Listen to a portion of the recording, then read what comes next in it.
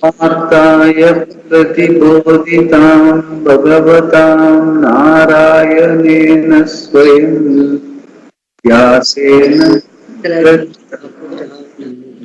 Mahabharatam Advaitamritavarshini Bhagavati Ashtadashatini Ambattvamanusamgatam Bhagavad Gita Bhavatveshini.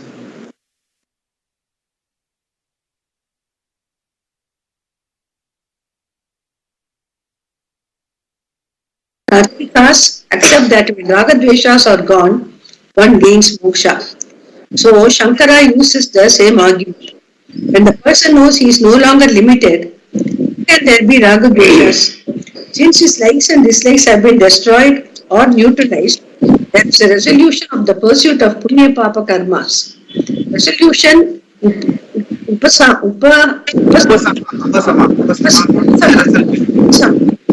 it's a very appropriate word here. When fire is burning, what happens to it when the fuel is exhausted? It dies, but the heat remains for some time. That is what we call prarabdha karma. When there is knowledge of the self as fullness, the ragadveshas, the fuel for various pursuits, is gone, and thus the pursuits are resolved. The person is liberated. This cannot be refuted by anyone. Even though the Kshetrajna is not different from Ishvara, due to ignorance, one superimposes the attributes of the Upadhis on the Kshetrajna. And because of this, it looks as though the Kshetrajna is a samsari. To illustrate the effect of ignorance, Shankara says, it is like mistaking a stump of a tree for a man. Once that error is there can be fear. For example, he thinks it is a thief. Similarly, seeing the attributes of the physical body, mind and senses superimposed upon the self, one becomes a samsari. Objection. The example is not tenable. The opponent now objects that the illustration of mistaking a stump for a man to show that between Atma and Anatma there is adhyasa, superimposition, is not appropriate. He argues that the superimposition between Atma and the body is not the same as that between the stump and the man. In the case of the stump and the man, both are objects of knowledge, neither of which is recognized as oneself. Due to some defect in the means of knowledge, one sees in a given object something that is not there. Adhyasa is defined as atasmin tat buddhihi, thinking of one as the other. Here our opponent says that this definition for adhyasa applies only to adhyasa between the self and not self. Therefore, the illustration given of the stump and the man of adhyasa between not self and not self is improper because no one mistakes something other than himself for himself.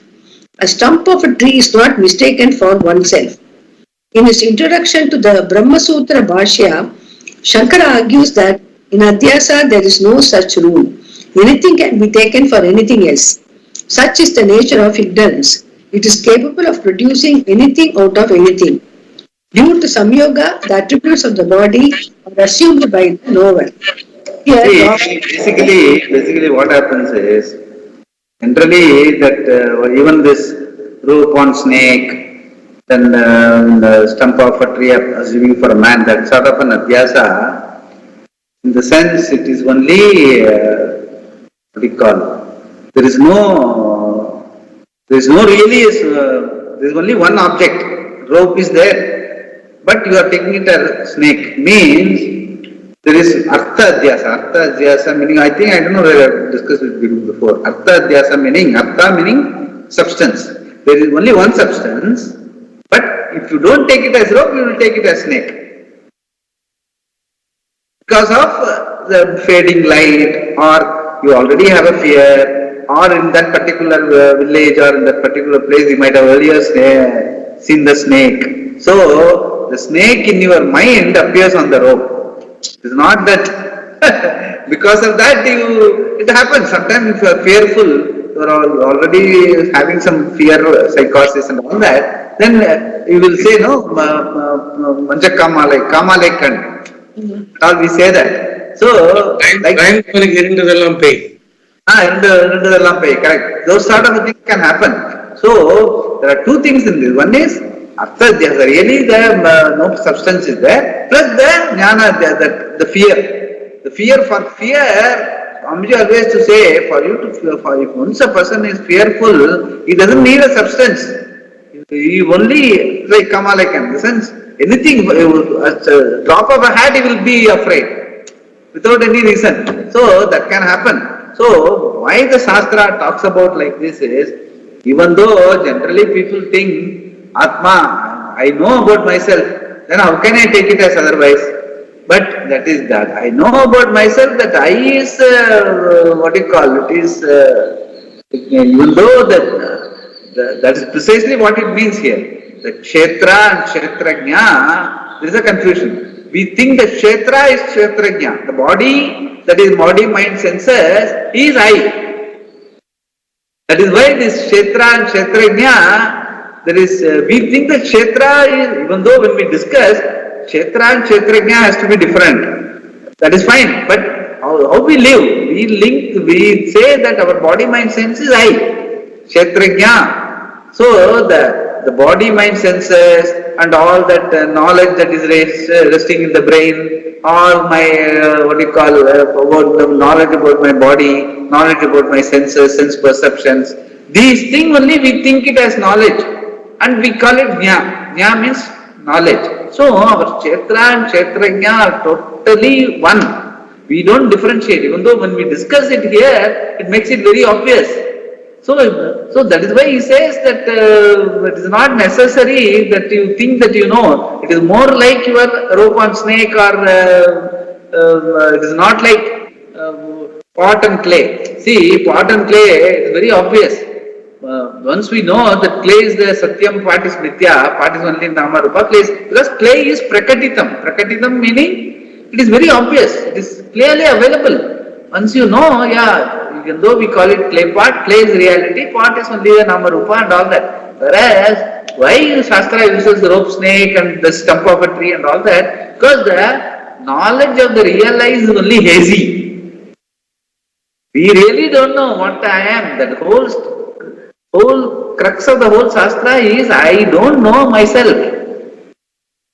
So that is why the stress of that the whole Brahma Sutra Bhashyam is meant on, based on Adhyasa, meaning taking one to be the other. Tasmin tat buddhi, tasmin atat buddhi. Even though there is only, it is only the error in the understanding, but even the person, we are taking it wrong. We don't know the real I. That is why the snake rope example is given, the stump of a tree and the man is given here. Even though there is an argument, even though the Purvapakshi is arguing, which Shankara is explaining. Let us read it further. Here the opponent accepts that something like fatness, though it is an attribute of the body and is known, becomes the knower's attribute. This is because, unlike the stump and the man, where both are anatma, here one is anatma and the other is atma. In taking the physical body's attributes as his own, there is no error involved, but rather an appreciation of a certain fact. Due to samyoga association, the attributes of the body are assumed by the knower, Kshetrajna. This is like how water that is pure, when it is released from the clouds, becomes dirty once it reaches the earth due to association. Or this is similar to a thread used to string flower, gains the fragrance of the flowers not due to adhyasa but due to association.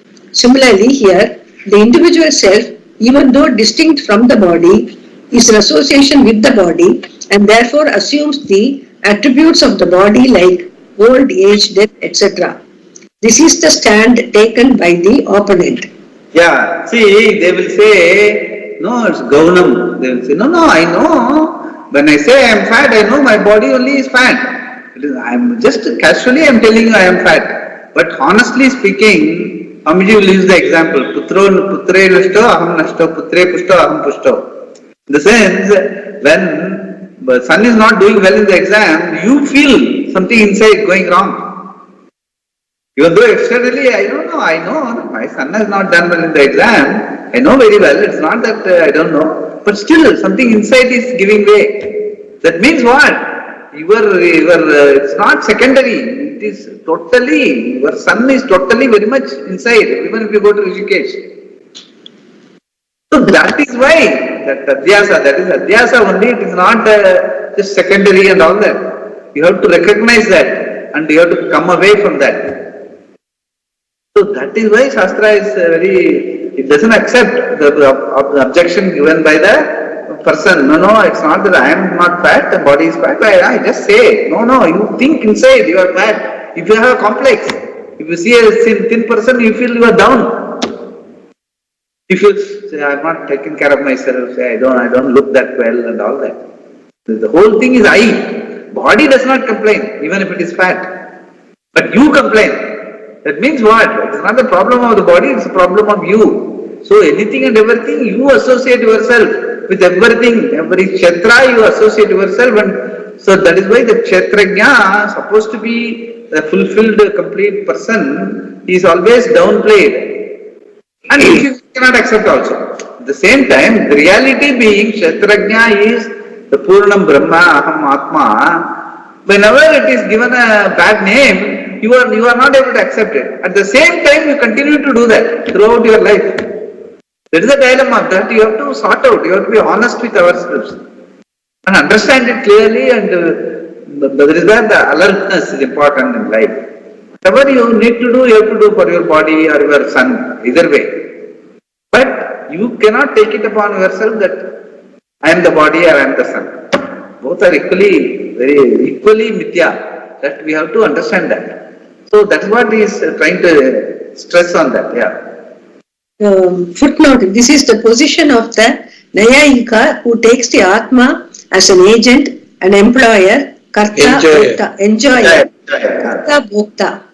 The Sankhya looks upon the self as Asanga and at the same time imputes enjoyership, Bhoktritva to it.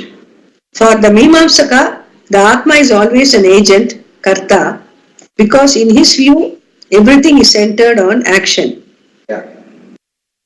Yeah, that's what. Since all the three of them, somehow or other, they look at Atma as an agent, a Karta Bhakta. Only different ways, slightly they look at it differently, that's all. Even though Sankhya says it's Asanga, but he will say Bhoktritva. You don't do Karta, you are not a Karta, but you are a Bhokta. That means again you are associating yourself with the body. And Mimamsaka says that your life is nothing but your body. You have to always be doing some karma all the time. That is what you are meant for. And Nayayika will say that Atma is an agent only, but formed by Paramanu. They have got their own logic. All the three things are not supported by the Shruti Pramana. Like the Gita also, Kshetrajna is different from Kshetra. That doesn't support any of these contentions by the opponents. That is what now Bhashyakara is clarifying this. Here the claim is that though birth, death and so on belong to the body, by association the person gathers all these properties. From this we understand that Atma is a samsari due to its association with the body, which is subject to samsaritva. If Atma is samsari, it cannot be identical with Ishvara, and thus Ishvara's grace becomes necessary to gain a better world after death. When this is the concept of moksha, the way one understands the words of the Shastra will be entirely different. Shankara answers negating this samyoga. Though it sometimes seems that there is not much difference in what the opponent says, it is important to understand the difference thoroughly, or one will end up with a different pursuit based on a different concept of moksha. Shankara answers the opponent briefly by saying that this is not correct because it results in the undesirable consequence of the absence of consciousness. He explains, if by association Atma gains the properties of the body, then because the body is by nature inert, which we surmise from the fact that a dead body is inert, Atma will become inert through its association with it. If the self is inert, it will have no need for liberation. It will have no experience of the world because there is no possibility of perception or inference, and once the world is not there, there is no samsara. This, of course, is entirely against even the opponent's experience. It is only because he is conscious that he is able to advance this argument. Similarly, if Atma assumes the qualities of the body, it will also become anitya. Then it would undergo change, which would mean that there is no possibility of moksha. Further, we would not be able to distinguish between Atma and Anatma, and it would be impossible to handle the body as we do. We do treat the body as an object, and under this view, a subject-object relationship is not possible between the body and the Atma. So it contradicts our experience, and it contradicts the Shastra, which tells us that the self is witness, consciousness, non-dual and free from any kind of attributes. Sakshi cheta kevalo nirgunascha. It's a Upanishad Vakya. Sakshi cheta kevalo nirgunascha. That is, cheta means Chaitanyam. It's a witness only. It doesn't get involved in anything. Kevalaha means oneness. Nirgunascha, it is not like what we have been always talking about. It is, there is a kala vastu aparichinna. Yeah. Prashant, would you like to read? 44. Hanuman, I think he is not there. Prashant. Another person may argue that I'm not able to read actually. You guys read. I have cough. In between when I read it is interesting. Another person may argue that not all of the attributes of the Kshetra are assumed by Atma. Some are intrinsic and some are superimposed on Atma. To account for certain indisputable facts about the self, he has to say this. To account for consciousness in the self, he has to say that the inertness of the body is not assumed by the self. He says further that things like pressure and pain, delusion, like and dislike, however, are also shown to be the natural attributes of the self. Even though these are known as conditions of the mind, they are not considered to be superimposed, but natural to the knower because he is a samsari. He also accepts the thinking, I am fat, I am old. He is due to ignorance because he accepts the presence of a self other than the physical body. The result of this thinking is that Atma becomes a samsari that survives death because Atma is other than the physical body. Swamiji, can explain this paragraph a Yeah, little? see, what he says is, some people, even among the Astikas and all that, they have Vyatirik, what we say, no, they have Vyatirikta Atma Asti. In the sense, I understand the Atma, the being, is other than the body, mind and senses and all. That is why when body dies, the soul goes elsewhere and takes another body, and we do all the Shraddha and all that. We all understand that there is a soul that survives the body. That much he agrees.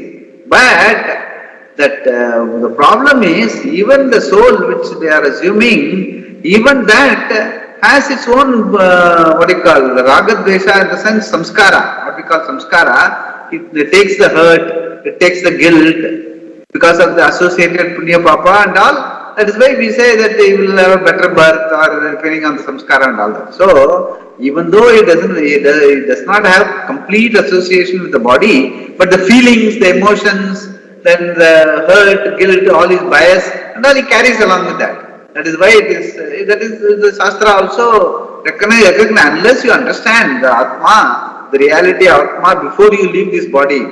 That is why Jivan Mukti is very important. Before you leave this body, this understanding should be complete. And then only you will not carry, otherwise you will, logically also you will carry that, that is something like a fragrance carrier. You will carry that all your samskara and then you will be born again. In better bodies or poorer bodies, then finally you have to know. You have to know here and now that Atma is the reality and body, everything is changing. The changeless is the reality, changing keeps changing. The changing, the whole, including my own body, mind, senses and the Jagat, everything is one set, Panchabhuta and all that. And it is all, if you really scrutinize, they are just Nama Rupa. And they are all connected through a niyati, through intelligence, and that intelligence comes from me. Sakshi, Cheta, Kevala, Nirgunasya. So I am the reality of them also. That is why Sarvatma. But how come? Means that only is appearing. There is nothing like really outside, so many things are not there. It's only one reality, the being. Everything else is only an appearance. So Satyam and Mithya. So that is why you can be you are the originator and sum and substance of the whole creation. So that is the final understanding. First is I, the being, the reality. Then this reality is the reality of the whole world. Jiva, Jagat, Ishvara. That is the final understanding. So in this particular case, the Purvapakshi who is arguing, he only agrees. Deha vitirikta atma asti. It's not body is inert means I am not inert. I am the being, I carry all my punya papa when I go away. That much only he has understood. He has not, his understanding has not gone beyond the understanding of Deha Vitrikta Atma Asti, meaning he thinks that there is a soul carrying, like every other religion has it. The soul carries the punya papa and comes back and all that. So, soul is a separate entity. That is how he looks at it. So, still he is a samsari. Even though it's a Deha Vitrikta Atma, he agrees, but still he is a samsari because he is carrying. He is going to come back. Go and come, go and come. That samsaritvam means what? Going and coming all the time. That is still there. That's what he is trying to say. Yeah. In response, So difference is, I am the body and anything that happens and whatever, the charvakas and people who don't believe and all that, they think this body is meant for enjoyment. Totally aligned with the body all the time. He doesn't bother about soul and all that. That is one level of understanding. Maybe it is Nastika or whatever. But the next level of understanding also, Deha Vitirikta Atma Asti, the soul and all that is also still misunderstanding only. It is not real understanding. That's what he is trying to say. Yeah. in response to this argument, Sankara now says that a special reason has to be given for saying that some properties of the body like fatness, old age, death and so on are superimposed on the self, and others like pleasure, pain and so on. Exactly. See, you understand? This fellow, fatness and all, he doesn't put superimpose himself, body tendencies, but pleasure, pain, hurt, punya papa and all, he says, no, it still belongs to Atma. So that is how he differentiates. That is not good and proper understanding. That's what he says, yeah. Otherwise, it is not tenable to say so. After saying this, he goes on to negate the possibility of superimpositions of the attributes of the Kshetra on the Kshetrajna. The attributes of Kshetra cannot be superimposed on the Kshetrajna. His first argument against this is that the properties of the Kshetra belong only to the Kshetra, not to the knower of the Kshetra, the net Kshetrajna. It is so because he argues in the very first sentence of his Sutra Bhashya, there cannot be any kind of combination between the subject and object as they are opposite in nature. One is the knower who is conscious and the other is the object of knowledge and therefore inert.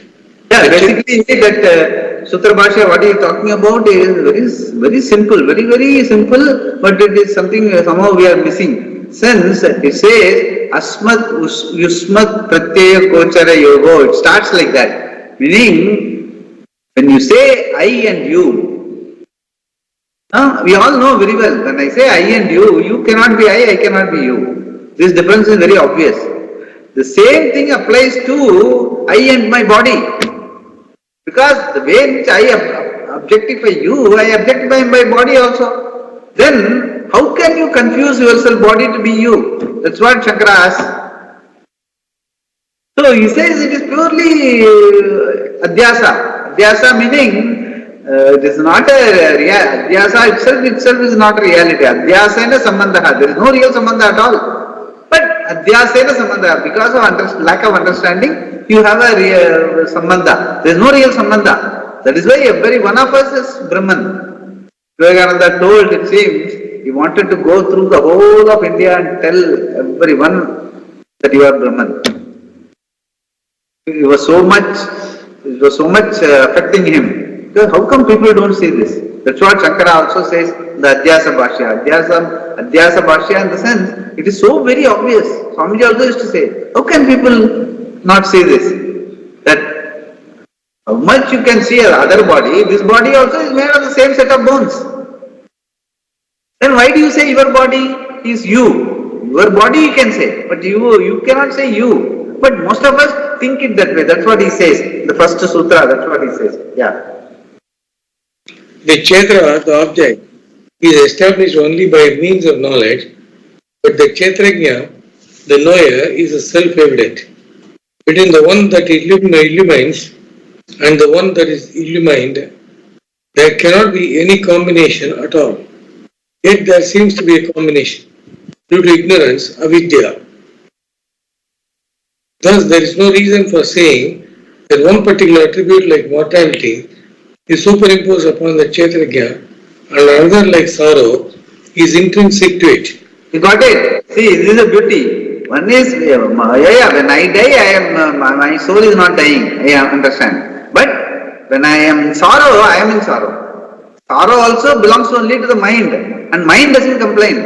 You build up the sorrow on a pain. Pain happens either in the mind or in the body. But you color it and so much get associated with it and say that I am sorrowful. And that only carries you to the next Janma and all that.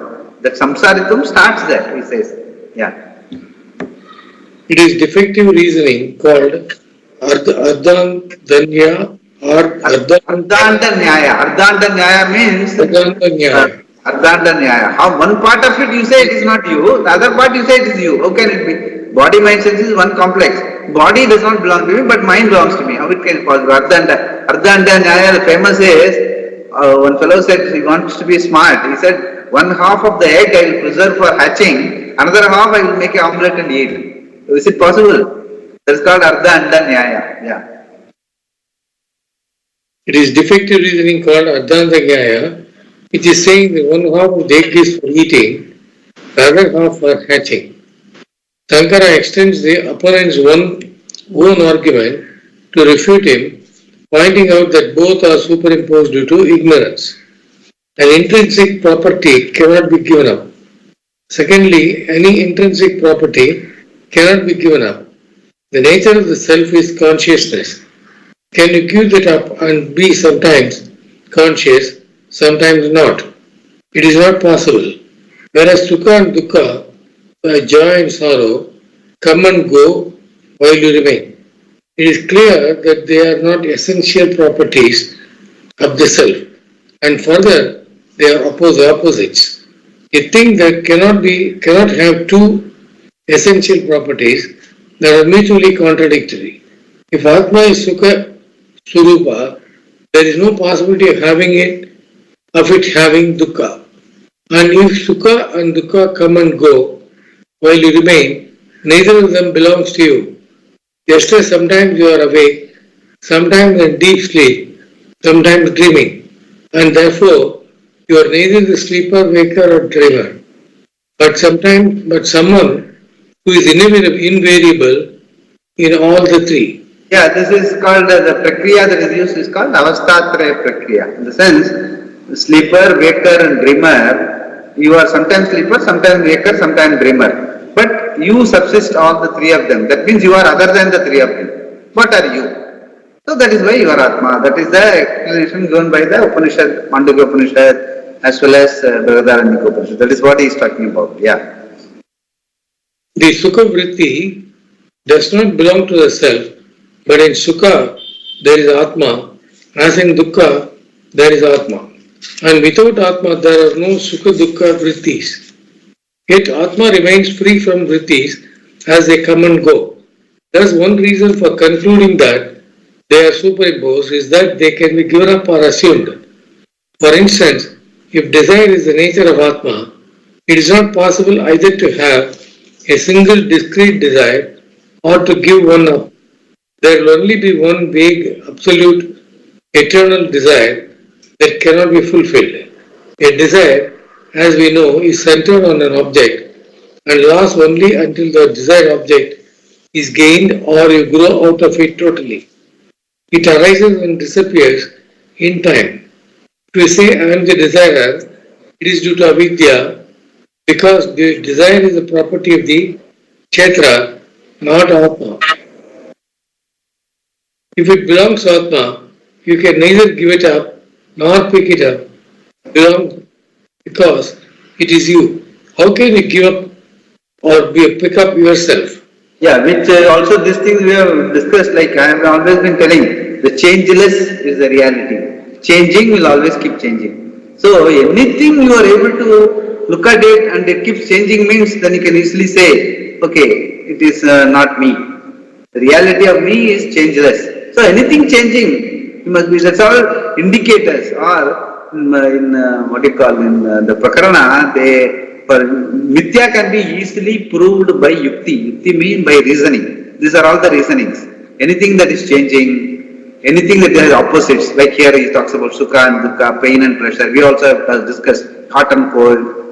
And all those things are Mithya. Anything that changes, anything that has opposites, anything that was not there before and will not be there later, now it only appearance. So that also we have discussed. There is also a famous Nyaya, rule, that Adav nasti, ante nasti, vartamane tattada, meaning it only appears, it cannot be real. So these are all the indicators. By Yukti you can easily reason it out, what is not you, and you are changeless. So you must be able to go, as we go through life, as we see all our emotions, our body, or whatever happens in our life, if it is that is why there is one famous statement even in English, this also will pass. Sorry? This moment out, this also will pass. Anything good or bad will pass. You just have to wait it out. Because it's all changing. And that is Mithya. Mithya meaning it is reality is, it has to keep changing. So that is how the world is. So that is what you have to see all the time, whether it is a changing, whether it is intrinsic. Here he talks about intrinsic is only reality, intrinsic is changelessness. And that is easy. That is, you don't have to really find out, you have to measure changelessness. Not necessarily, it is not measurable, number one. Number two, everything you measure is only changing. So you can easily, anything that is measurable, you can say that it is okay, it's changing, it will pass. Just be there as kutastha, like an animal, and carry on with what you need to do. You just give the chetanata, your reality to something that is to be done. To your vocation or in the personal, professional, Vaidika, Laukika, very well. You lend your chetanata. Just do what you keep doing. But don't assume that whatever is changing as your reality. Then neither the pressure nor the pain will affect. So that's what is. Says the reality understanding helps you. One is mukti. The other is you are in the sense you are aligned with Ishvara. Because Ishvara is what is reality. That's what I have mentioned in that small clip which I have shared with you, that revelation. One revelation I have shared, one small PDF. Actually, Swamiji, what you shared this morning, I have not opened it also, I never had. No, before that, I have, I don't know, I think I have changed. Revelation have I shared with you. Revelation. Revelation means seeing anything as it is, and that is equal to Ishvara. So that is why it's called revelation. So in this particular case also, I will share it. If I have not shared, I will share it. In this particular case also, changelessness, it does not have a dimension being your reality. If that understanding is thorough, then it's a revelation. Revelation means you are aligned with Ishvara all the time. So you don't have to do anything to be aligned with Ishvara. If you don't do anything, you are aligned with Ishvara. Actually, I was thinking, yesterday, I was thinking that what that Suresh said was a revelation to me. Understand? That's because it was coming back. People talk about so much about revelation in every religion. Every prophet says, the prophet revealed to me, Jesus revealed to me. And Swamiji will say, revelation anyone can reveal as long as it is truth, as long as it is unaligned truth, unalloyed truth. Then it is obviously it is Ishvara Vachanam only. So that we have to capture the essence of the reality. Then automatically that is available in the Shastra, but you have to capture it. You cannot color it for your own convenience. That is what he is trying to say. That is what the Shankara is trying to say here. Yeah. Doership and enjoyership constitute samsara.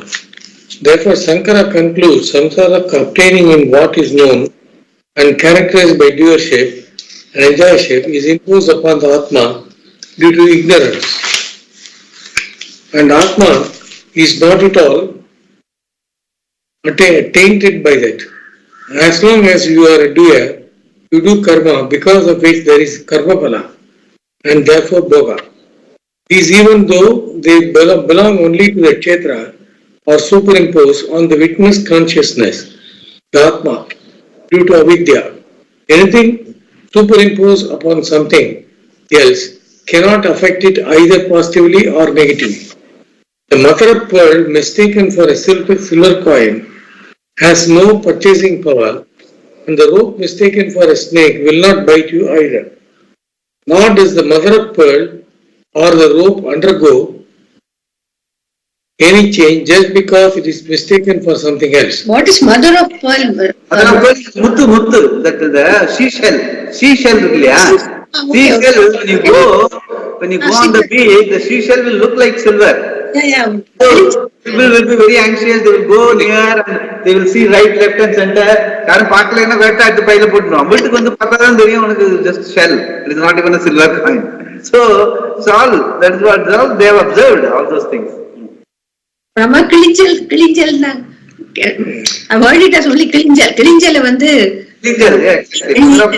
Mother of pearl is basically a Kilinjal only, nothing but that. Yeah. Nor does the mother of pearl or the rope undergo any. Similarly, because this is a Swamiji, the problem is, these are all Swamiji's language. As he says, I will know exactly what he means. I don't need any reference to any book or anything. Otherwise, it becomes a problem. You have to check and all that. Yeah. Actually, really going deep into it is very, very nice. Mother of a pearl, no, because the pearl is inside that. Pearl actually. Mother of pearl. That's why it's called mother of pearl. Kilinjal. The problem worm because of that fossilization becomes a pearl. Tell you. That is how it is. Because of fossilization becomes a pearl. So everything is got life. It's not that. Similarly, because Sukha, Dukkha and so on, or the properties of the kshetra are superimposed upon Atma, Atma does not become a samsari. It remains free from samsara and therefore is not different from Ishvara. So Lord Krishna says here, may you know me as the knower of the kshetra in all kshetras, Arjuna. You will stop here? Yeah. You can stop here, yeah. Tomorrow. One word, one kshetra, or argument. It all looks like very simple once we understand. But we don't understand, the world is confused between kshetra and kshetrajna. There is a problem. All our problems are this confusion, only confusion. Kshetra and kshetrajna. Even though when we really listen, when you are in the zone, like when your understanding is more and more getting clearer, then this will percolate in your life. Then you will have less and less problems. All our problems are basically the confusion between kshetra and kshetrajna. One thing we are able to be alert to that, Bhagavan, that is why it takes so much time between kshetra and kshetrajna. Once this is understood, Purusha Prakriti will be understood, then Jnana Name also will be understood. So that is why he himself says, Sarva Kshetreshu Bharata. He is telling Arjuna, Kshetrajnam chapi mam vidhi cha api. Both are, as I said, abhyaya, nipatas. They are applicable anywhere. Cha api, he says, emphasis, uses for emphasis, two words. Kshetrajnam chapi mam vidhi sarva kshetreshu bharata. Once this is understood, then there won't be any samsaritvam. Samsara is not a problem. Samsaritvam is a problem. Samsara means changing. It will keep changing. You can't say, I want to stop changing. No. Samsaritvam is your association with the samsara and say, I am changing. So there is a problem. Yeah, you will see that.